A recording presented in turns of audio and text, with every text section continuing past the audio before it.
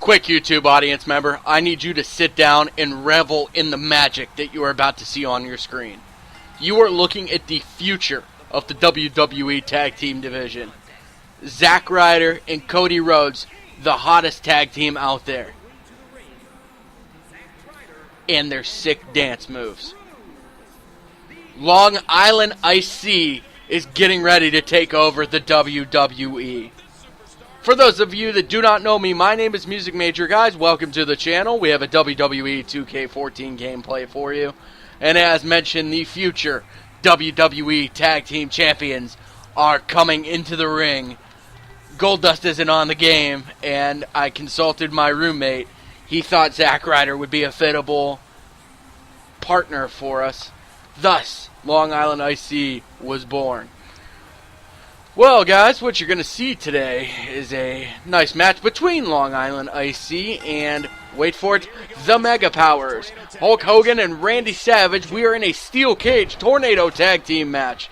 But you may be wondering, too, besides the awesome gameplay of such an amazing match, why am I watching this video? Well, guys, I'm going to talk to you guys today about 10 things that are wrong with WWE right now. No secret, guys, not this past week, but the Raw before last were some of the worst ratings the WWE has seen on television programming in quite some time. I believe CM Punk was the champion last December when they had bad ratings. There's just nothing going on right now. And there are 10 things here that I want to talk to you about. Number 10, Wade Barrett still does not have a solid storyline. I don't know if you guys remember a while ago they were running vignettes saying that he is going to be back, he's going to be amazing, blah, blah, blah, blah, blah. Bad news, Barrett. It's a hysterical bit. Don't get me wrong, WWE. I just don't think it's it's not a suitable thing for him. He's a talent. You got to utilize him. Number 9, on-the-fly booking. I don't know if it's more apparent, but it seems the shows are week to week now, and there are no real storylines that are going on right now. There's no cohesiveness in the story. It seems that they're just booking on the fly, and it is just very confusing as a fan, because let's go back a week or so. You had CM Punk. It's been announced CM Punk is going to face the Shield at TLC. But then you have him face all three of them in singles competition. It just, are they hurting that badly for talent to put a solid product out in front of me? I don't know. It's very, very strange. Number 8. I don't know if I told you the last one was number 9, but hey, we're at number 8. Randy Orton is, believe it or not, one of the wrong things with WWE. He just seems to be getting such a push. And I think with this main event coming up this Sunday, as I was describing to a few, friends and a couple of, my roommate and I got in a discussion, it's strange because Orton is the heel, but he's getting cheered. And Cena is such a baby face that everybody hates him. So it's kind of like a role reversal. Everybody still likes Randy Orton, but they obviously view him as a bad guy, but he's still liked. Whereas Cena is the good guy, and he is hated. Let's give you another one here, too. Wins and losses just don't matter as much as they used to back in the day. A case in point, Alberto Del Rio has lost a ton of matches. He lost to Sin Cara last night. We're talking Sin Cara. That is a guy who has not made a television appearance since September. Little messed up, right?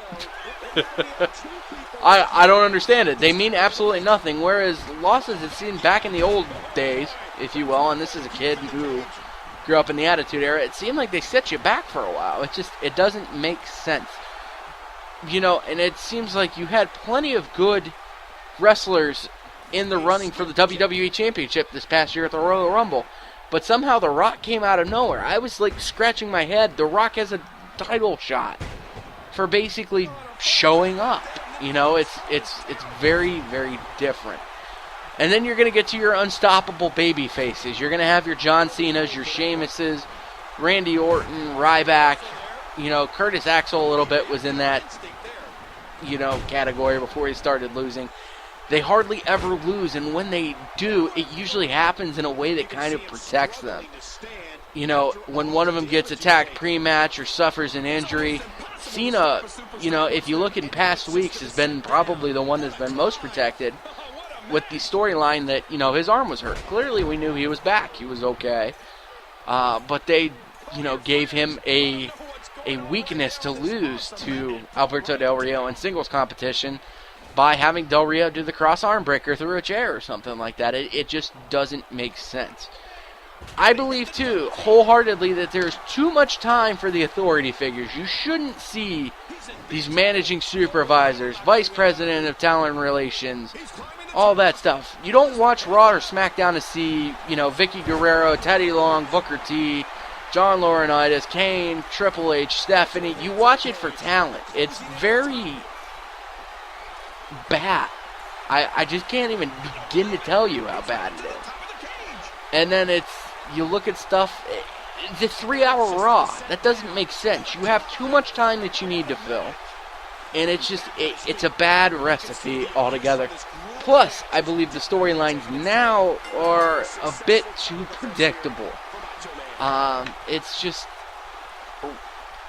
I feel like we're getting into a point where WWE will suddenly get interesting again. I'm predicting right now that the Shield will break up. There's no secret to that. Roman Reigns is going to go on his own. I don't know about Ambrose or Rollins. I imagine they will too. But you have so many great things. And if you saw the ending of Raw, there was some real potential there for some big drastic blow-up that's going to happen and some repercussions. I'll be interested to see what happens on SmackDown this week. But WWE seems like they're poised to climb the mountain again and be at the top of the food chain. But Triple H and Stephanie, they got to get some better creative people, honestly. It's a great product, and you'll always have the following. I will always watch it, but it's getting tough to stomach these shows now. But anyway, guys, thank you so much for watching. Make sure to like, comment, subscribe, and follow me on Twitter. I will see you later.